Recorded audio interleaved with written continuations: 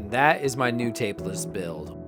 What is up guys, Tyler Casey here. I'm back with another video walking you through my Tapeless build. I previously made a video that did pretty well that walked through a Tapeless build that I kind of just came up with. And after making that video, I did not use that Tapeless build once on any shoots. In my first build, I used the clear click video and this just did not work well. But you had to run power to this, so I attached some bulky power bank to my camera and it was just a hassle. Today I'm gonna walk you through on everything that you need for a Tapeless build. Using the RC power play, there are a couple of specific things that you have to do to get this to work. I'm gonna walk you through all those, but first let's switch over to HD.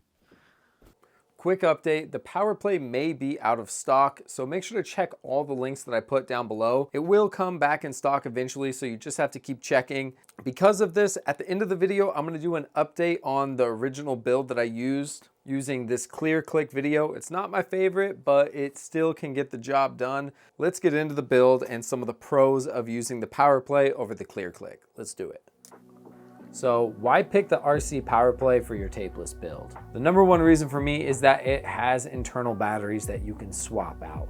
These are just like generic batteries. I think I've had some for like an old gimbal. If you have a camera like a Sony Handy Cam that has an NP battery, you can shoot a really long time, pretty much all day. Also the form factor of the clear click was just weird. It was this long rectangle, whereas this is really compact and it fits nicely on top of your camera. First, to get an immersion power play, they are actually pretty hard to find. When I first made this video, I did buy it straight off of Amazon, but now they're out of stock. You just have to look in different places for them. I'm gonna try and link a few places where you can find them. They're around $150. Then with some accessories you're gonna need, you'll probably be in at around $170. A few weird things about this. The cable that it comes with, it does not work all the way when you plug it in. So I have the cable that it came with, and if I plug it in all the way, you can see that I lose video feed. So if I play with it and I get it, you know, maybe about a quarter of the way out, you can see that I have the signal. Shooting like this would be not the most ideal thing because it is still pretty loose. Since it's about, you know, a quarter of the way out, or even, there's a couple ways you could fix this. One, you could buy a new cable. Two, you could 3D print a piece that basically stops the cable from going in all the way. Someone on YouTube actually dropped free 3D printing files online with mounting options and that piece to block your cable from going all the way in. Also, the cable that they give you has all these extra ports too. You could actually just cut those right off so they're not dangling around. If you or you know someone with a 3D printer, that is not a bad option. There's also a creator out there called DevBuild, and he actually sent me some of his 3D designed printed parts. This is the 3D printed DevBuild piece. You can get that on his website, and that just clicks in. This camera has no cold shoe mount, so it would be pretty hard to mount this. The only mount is we have the quarter 20 right here on the bottom. And this piece by DevBuild is really solid as well. Doesn't have any bend to it. Really good build quality. It has a quarter 20 with the little rubber grips right here. And we can just screw that into the bottom on either side. And then just like that, the power play just slips right in.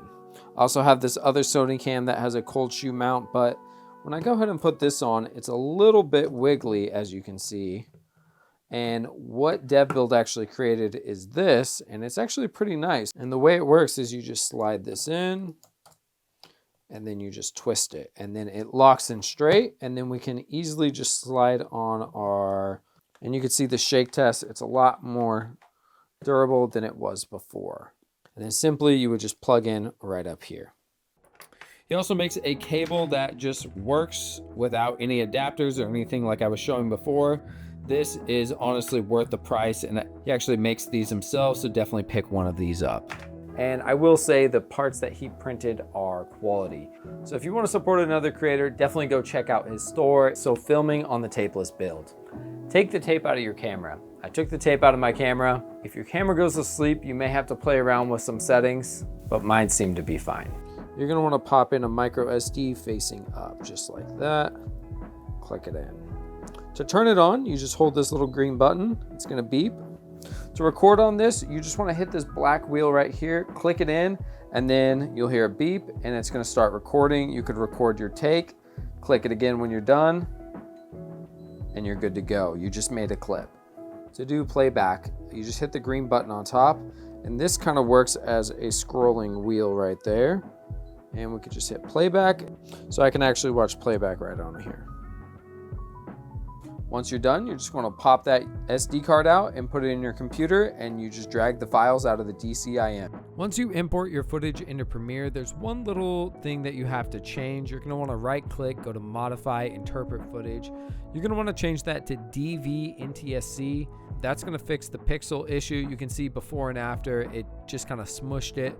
So that's pretty much it. You can drag all the files out of the DCIM and just get straight to editing. No need to transfer the tape. So that's my build using the PowerPlay. I love it. It's compact.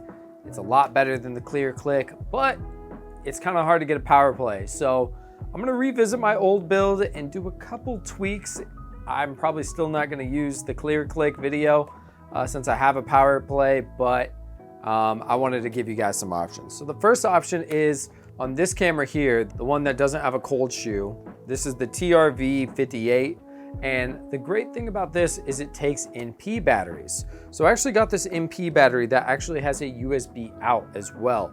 So this is really nice. So I was actually able to power the ClearClick from the battery on the back here. So I didn't have to use that whole camera cage like I used before. It made it a lot more compact. I actually used the piece from Dev Build, and then I put the phone holder with the hot shoe, and it kind of worked. It looks a little janky. I didn't clean up the cables. I just want to show you something quick and dirty.